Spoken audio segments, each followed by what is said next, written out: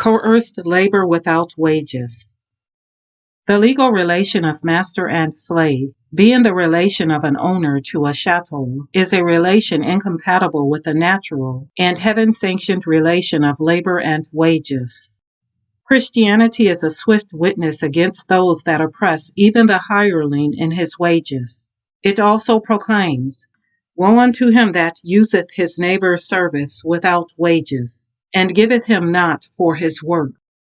To oppress the hireling in his wages is to pay him inadequate wages, or to withhold a part of his earnings. To use a neighbor's service without wages is to pay him no wages at all. This latter is the definition of slave labor, and that labor is extorted by brute force. The slave is not a hireling. He is not hired at all, any more than a working horse or ox is hired. In saying this, we only state the legal and the inevitable fact of the case. More particularly, wages is that which is stipulated to be paid for services. There is in this, of necessity, the concurrent action of two parties who stipulate, namely, the employer and the employed, the payer and him that receives pay. The wages are determined by a mutual stipulation, agreement, or contract between the parties. Wages, to be legitimate, must be equitable or equal. There must be, by both the parties, an equivalent given and received. The labor must be equal in value to the wages, and the wages must be equal in value to the labor. Wages is that which, when received by the laborer, becomes his own, his property. The very ideas of property and of the rights of property have their origin here. He who receives wages possesses, appropriates, and disposes of his wages, and no one, without an equivalent, or without his leave, can take them from him.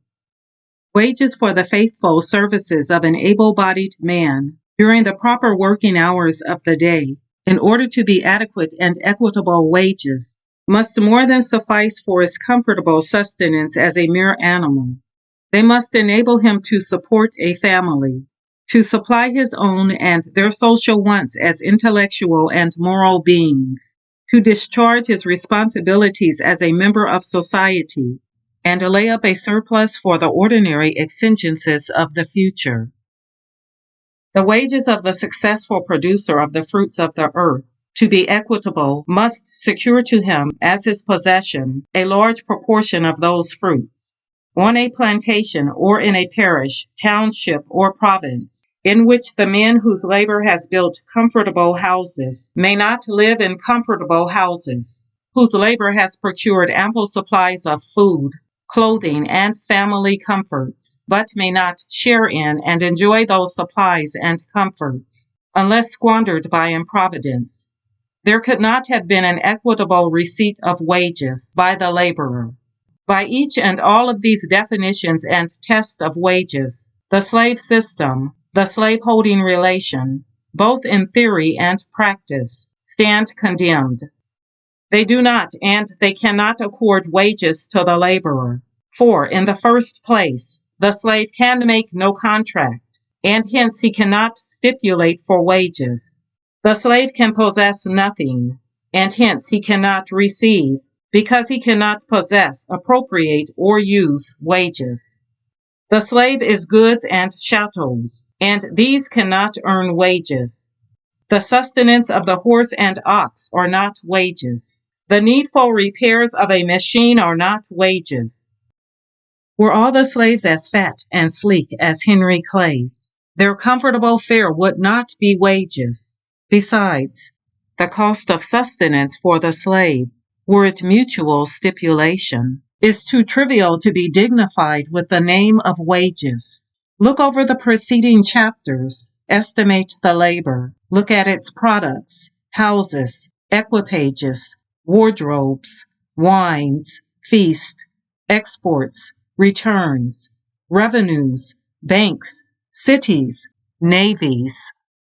Imagine an exodus of the slaves, like that of the Hebrews out of Egypt. and let the wand of their Moses sweep along with them all the products of their labor. What would be left after them? Then inquire after the compensation that has been paid for this labor. A peck of corn a week with a modicum of salt, say 12.5 bushels of corn a year at 50 cents, is $6.25. The salt, 25 cents, makes $6.50 for a year's board. Then add the wardrobe of John Randolph's faithful servant Essex, possibly $10 more. The house rent, at what the owner thinks it's worth.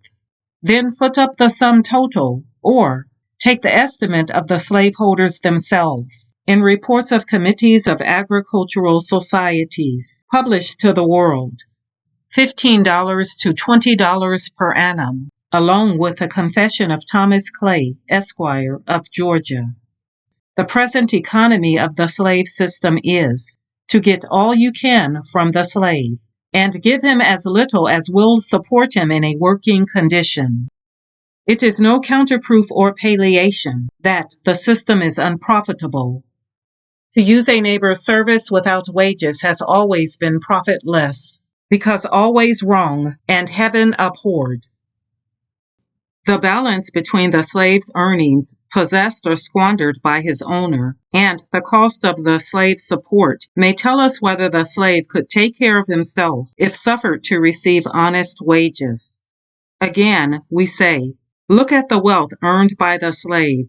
Then look at the slave, half famished, half naked, without a bed, shivering, sleeping on the bare ground with an old blanket around him, or turned off, perhaps, in decrepit old age by his owner, a gentleman reputedly of great benevolence and generosity of character, to beg in the streets of Charleston, South Carolina, because too old to work, and therefore his allowance was stopped.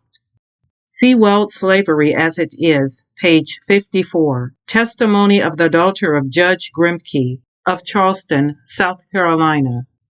Then learn how the innocent legal relation enforces labor without wages. When we say it is the legal relation that does this, we have the testimony of Southern judicial decision to sustain us. In the case of State versus Mann, before cited, Judge Ruffin said, "The slave is doomed, in his own person and his posterity, to live without knowledge, and without capacity to make anything his own, and to toil that others may reap the fruits." Willer's Law of Slavery, page 246, copied from 2 Devereux's North Carolina Report, 263.